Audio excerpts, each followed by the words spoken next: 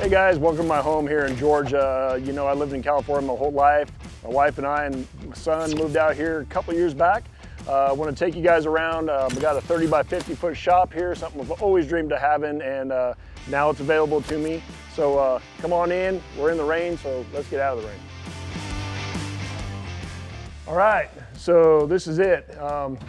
First of all, you can see that it's not really insulated. Half of it is, half of it isn't. So I'm working on that still a work in progress. But yeah, a few little decorations. This is an old school deal. I don't even remember where I got this. I've had it in my garage, shops, whatever for, shoot, probably since I was 16, 17 years old.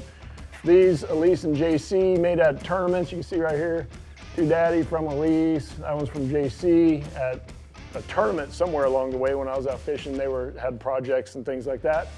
My grandfather, Dennis, recently passed away, but anyway, he had this little duck in his house for years and nobody really knows why. It was just always there, and so I got that. So he's always gonna be with me up there. I got just random stuff all over in here. I don't even know what's in here. There's a couple reels. Oh, old school Uncle Josh pork rinds by the pint. That right there, I mean, I'm afraid to open it. It's probably not that good. Now they make new ones. I actually got some. I forgot I had these. Probably not good. Being in California, we always had smaller sized garages. So a lot of this stuff was in boxes or storage. So now it's just kind of spread out. It's when I won the Bassmaster Open Championship at Table Rock. So that's cool. There's my Garmin boxes that I keep. Then here's my son's boat. Moving out here to Georgia, had the opportunity to get him a little bass tracker.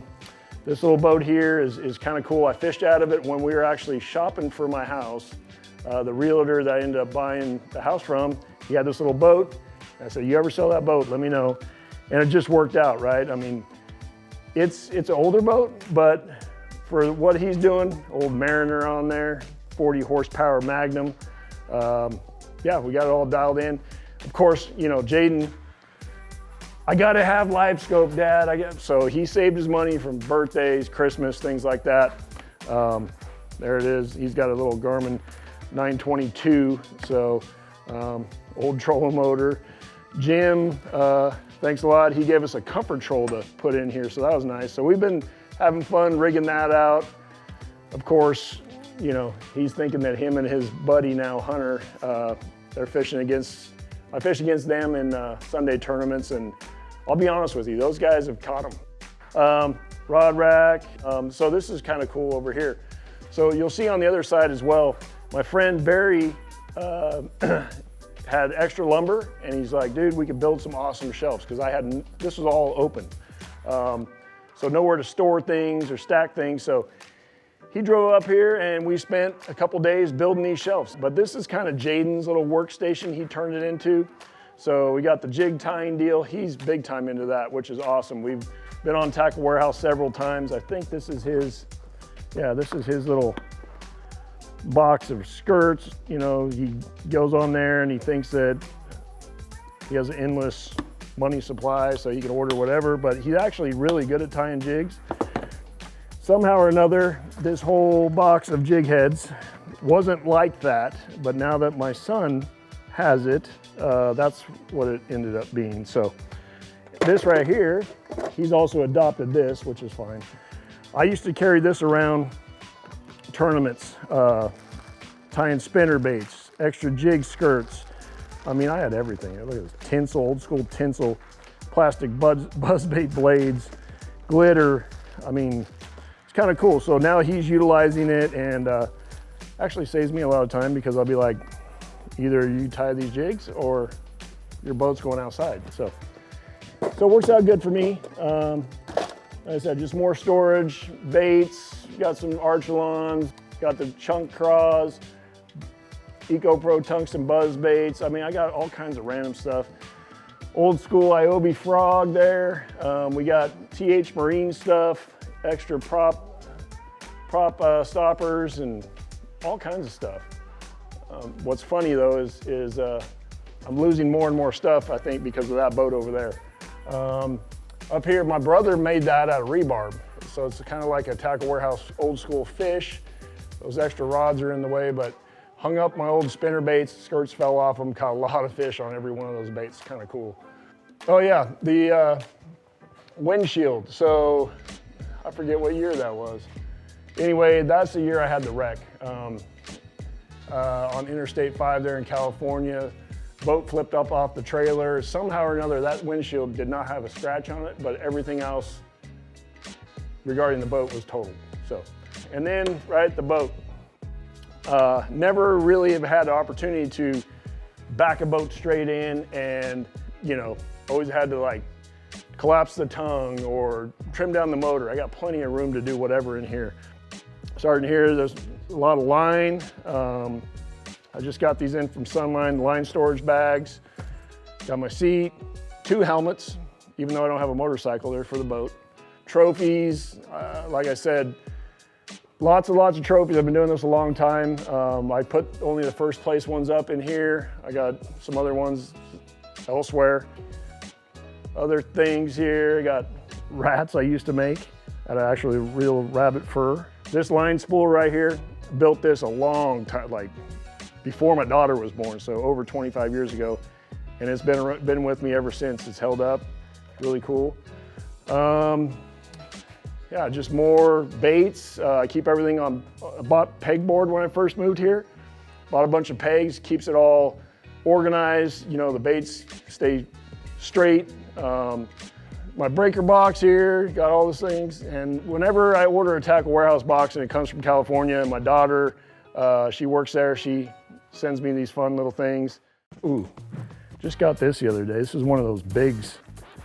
Haven't thrown it yet, so I'm planning on it here. Got, what, Lintner and Dale Hollow and some other lakes coming up. This is a funny story here. So me and my friend Tony, back a few years back, we got into painting. So we bought all this stuff and there we go. I even signed it because I thought I was that. So the first time I threw this Clear Lake, caught an 8.5 pounder. I don't think I've ever thrown it since then. But anyway, it's laying there. That's what I was saying. There's the new Uncle Josh stuff. Old baits, random things there. Oh, this right here, I threw in a Bassmasters Classic, and I was catching them. I forget which lake, Knoxville, I think. I was catching them, I banged it on a dock. I tried to fix it, but the bill still doesn't work no more. But of course, I only had one. That's original balsa. I don't even know who made it. I don't even know where I got it from, but they were eating it. So, trocar section, swim bait section, rhythm waves, and then just, you know, a variety of baits here, right? Kind of got my robo worm section, got a little bit of Yamamoto, got a little bit of everything. You know, coming from California, traveling throughout the country, fish with a lot of baits, a lot of different techniques, styles, colors. So now it's a chance for me to get it all so I know what I got. SKB, I got all my soft bags down here, storage. You know, if I need, say, flipping baits, I just grab that, throw it in the boat or throw it in the truck when I'm going traveling.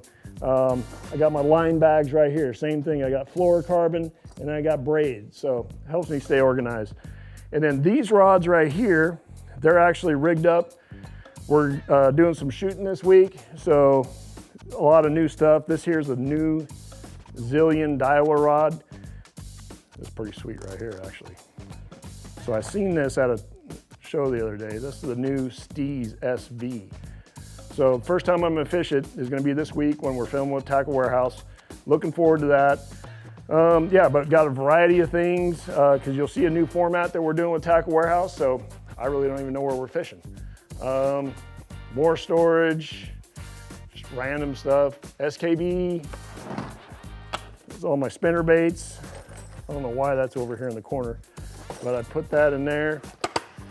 And then this is my jackal section, right? Man, when years ago when the Bling 55 went out, I went nuts and I bought every one that I could find. So that's why I have so many Blings. And then of course, if you're a Tackle Warehouse fan, you know that I'm a fan of the TN70. Probably one of my favorite ways to catch them. So I got a good selection of those. Got the pompadours over here. Of crankbaits. These are some ones from Jackal Japan, which is cool. Some other stuff from Jackal Japan. Eye shads. Oh, the new drift fry, right? So we'll talk about that some this week, but here's the new drift fry. Got that, and then the 5.2, which there's multi-purposes for that. Oh, this is cool. So my house in California, I wasn't as organized, so these were just like laying on my workbench. And all these, pretty much every one of these I have a story about. That one right there, even though it doesn't have hooks on it, I took them off for another reason. Lake San Antonio, I won a tournament on that. This one right here, Lake Kachuma, back-to-back weekends, won tournaments on that. That's an old 400 plus pose, which, you know, kind of dating myself on that one, but there's a bunch of random original fat wraps, all kinds of stuff. I'll show you actually. This is something, I didn't even remember I had it, now that I've seen that, until I moved and I found this. So look how, these are old school pose. Old Super Cedar, David Fritz back in the day. That color right there was awesome. This one right there, Lake Lopez back in the day. I mean, geez. One of the first tournaments I ever won was with my brother, and we caught them all on that right there. The old Hot Lips. I don't even know if they make them anymore. But anyway, I found this box. I was like, dang, man. It's pretty cool. Oh, yeah. And then wiggle warts, right? I mean, I got a little sacred collection. Some mush bobs in there, but custom painted wiggle warts, old school stuff. Like a lot of these, some of them in here are, the bill is so worn down that I don't even know that they don't even probably dive 4 foot anymore. But anyway, oh, this is pretty cool. This is another box that, you know, was in storage for a while, and old wood punkers. I mean, geez, man. I remember this one right here, me and my buddy Nick at Clear Lake, missed the same fish 4 different times in 2 days. True story. We would have won a boat and neither one of us got a hook in it. We would take turns, like, because it was coming off of one little clump of grass, and we each missed it two times each, total of 4 times, never hooked the fish, and we lost the tournament by a pound. So that was really unfortunate. Yeah, cool story there. But yeah, I like to label everything. Years ago, I got this label maker. So it keeps me all organized, things like that. I got a little scale for when I don't know the weight of a, you know, say this, I don't know if it's a 1.5 ounces or a 1 ounce. So I weigh it on there, keeps me all organized, dialed in. This is not a pharmacy. My wife kind of clued me in this years ago. So these are old vitamin bottles, label maker again. And then, so this is football jigs, right? So there you go. So the easy way to store them, put little moisture tablets in there and it keeps them all dialed in. And then this is kind of my, I don't know, just other random baits. Like here's one wart in the package, brand new, $3.99, but it's original. Here's an old school lure. Look, it's got all the dust on it. What does that say? $6.96. I wish it told me what. Host of TNT's Bill Dance Outdoors, Bassmaster Classic, Mark Davis. So 1995 at least. So that's brand new in the pack. That's pretty cool. Probably never sell it. Jaden will probably end up dealing with it because that's just one of those things. I'm kind of a softie when it comes to fishing memorabilia. So pretty cool. Got a bunch of my buddies' baits. McClellan, we've done some horse trading over the years, and so that's a great crankbait. Kind of that wiggle wart, you know, kind of almost took over the McWiggler, or excuse me, the rock crawler. Sorry, Mike, not McWiggler. I'm sorry. And then the swim baits, right? So to be honest with you, there is a swim bait bite, a big swim bait bite in Georgia. I just haven't got time to dial it in because I'm always traveling so much. But yeah, oh yeah, the old school. Forget the name of that. What is that? That's old. I forget what that is. You guys are gonna know. Yeah, little creepers. I need to set these out for bed fishing. So some of my old signature baits when I was with Picasso and and Prime Target back in the day, the old swim bait. Yeah, and then just extra props, my towels, and then extra rods, right? So got several that I use throughout the year. You know, and a lot of times if I'm going to New York, I don't need to bring all my flipping sticks, pretty much. So I'll leave a bunch here. I built this in addition. Barry, after he's seen what I did, he's like, dude, you should have called me, because I kind of Lintnerfied it, if you would. Like, this isn't dialed in, but it's kind of I made use of it, and I didn't want the cork on the ground and all that, so made that, put little stoppers up here, so that's kind of fun. I got one other thing I want to show you guys down in the house. It's pretty cool, and so let's go there and check it out. All right, so let's head to the house. This part of the house I want to show you guys something I'm pretty proud of, but you know, this is pretty cool for me, driving the driveway, pull my truck up, back in right here. It's kind of, you know, not real tight quarters, so get into my shop, no problem. You know, you can see right here, we got a little gazebo deal. We got the pool, which, you know, in Georgia, here in a month or two, it's gonna get hot. So having that pool is awesome. Also, it's a great lure testing facility. And then, you know, when we first moved in here, we seen a couple deer, and Carrie's like, hey, it's legal to, you know, feed the deer and stuff like that. So we don't hunt them right here. Jaden wants to. We actually have a stand way down at our property line down here, but there's a little camera we have set up so we can monitor. We have raccoons, squirrels, deer, seen some foxes, crows, hawks, all kinds of stuff. So pretty cool. Here's Jaden's targets, because he's all of a sudden got into bow hunting. So I think that's the third or fourth target we went through already. Another cool thing with our house here, Carrie has found a love for gardening. So not only do we have stuff planted up there on the deck, as you can see right here as well, built these little kind of planters, I guess, and she's already got plants growing in here. But I don't know if you noticed, I didn't talk about it. Right behind you, there is a dogwood in full bloom. So what does that mean? It means we shouldn't be at my house, it means we should be at the lake fishing, because that's spawn time. But here's what I want to show you guys. Still kind of in the works, but the inside is done. All right, so little quick backstory here. When we bought the house a few years ago, all this was open. There wasn't a single wall in here. It was all just, there was one framed wall, but nothing, no drywall, no nothing. So we put in a bathroom. Apologize, my son lives down here now. He took it over. And this is his bedroom, teenager, whatever. But like I said, there was nothing here. There was a staircase, didn't even have a handrail.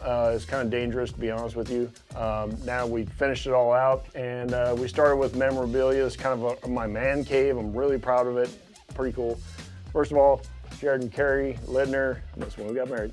And then this is something I'm really proud of. So captain, right? So this past off season, me and Randall Tharp actually went to Florida, got our captain's license. How's that fit? How's that look?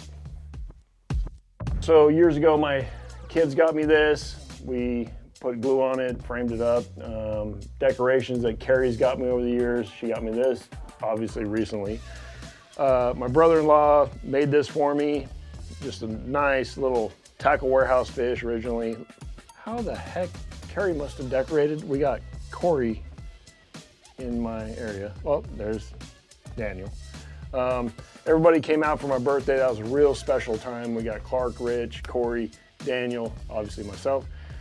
Old memorabilia. This is something right here that is really, really cool. You know, Aaron Martin's, we're roughly around the same age, and really good buddy of mine. He signed this pack, that pack of Robo Worms for me. There's a picture to back it up, but anyway, don't want to get too emotional about that. Other decorations up here that Carrie's got me over the years. Of course, we got a little fridge. which again, this was a man cave, but now Jaden has liquid death, which is sparkling water. And then we'll come down here. So we got, Carrie took these photos of me at St. Lawrence River.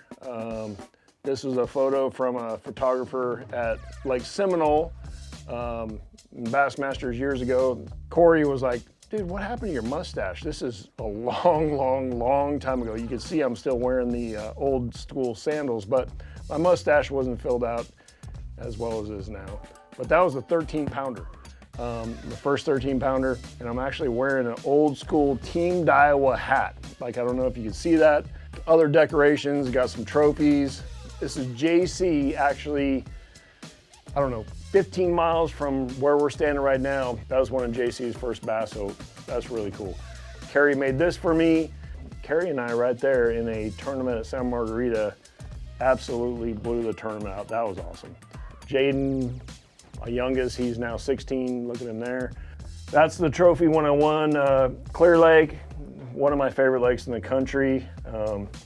That was, I think, like a week after that tournament. There's JC, he's 22 now, and there's me setting the hook on a swim bait fish. I'd set the hook, he'd reel them in, that was awesome.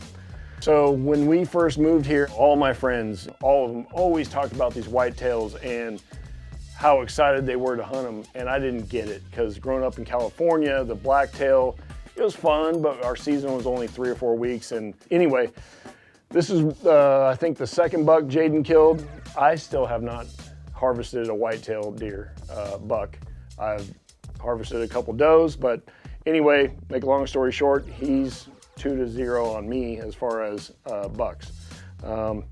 Here's his high school fishing. He placed 5th in the nation, so that's awesome. This is when I got Angler of the Year years ago, so that was cool. And then I got 2 of these now. So a guy that works at Tackle Warehouse, Clark, he actually makes these, which is really cool. So this is Lake Lopez, and I have another one over here that's Clear Lake, which are near and dear to my heart. This here is a fish, my first 8-pounder I ever caught, Lake Lopez, and without damaging it, because this is like old school, like you could break this off there because that's how old it is. That's the actual jig I caught that fish on. 8 pounds, 9 ounce, Lake Lopez, northern strain bass, so that was a lot of fun. I was super proud of it, still am. This is an AFCO book that Jason Arnold put together, and it's actually me in a shot right there throwing a jackal gantrel, so that's pretty cool, I'm proud of that. I've caught that fish last year. It's Lake Cayuga is my personal best, even though it doesn't look like it's 7.2, it actually was. That was the biggest fish, or biggest smallmouth I've caught ever. So super proud of that as well. That's a mule deer. I harvested that in Wyoming many moons ago. Awesome trip. I could tell you more stories about that. You see the U.S. Navy veteran, that's again my grandpa Dennis. He served in the Navy, so I have that hung up there.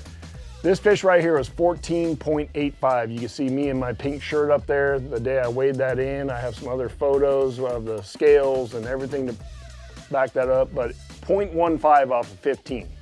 This is actually what I caught it on right there. I believe that's a old school Nichols tube, I think, or Kalin's, 5-inch green pumpkin tube with a EWG hook.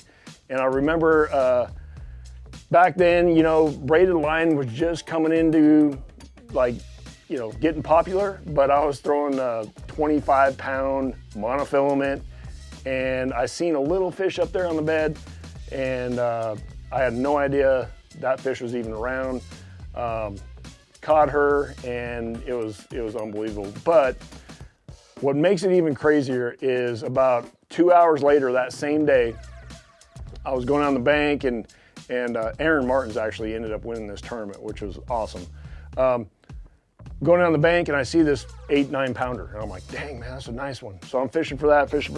Well, she ran off, and all of a sudden my line jumps. I set the hook, and the fight's on, and I'm thinking, oh my gosh, I don't even know what I have, because I hadn't seen this fish.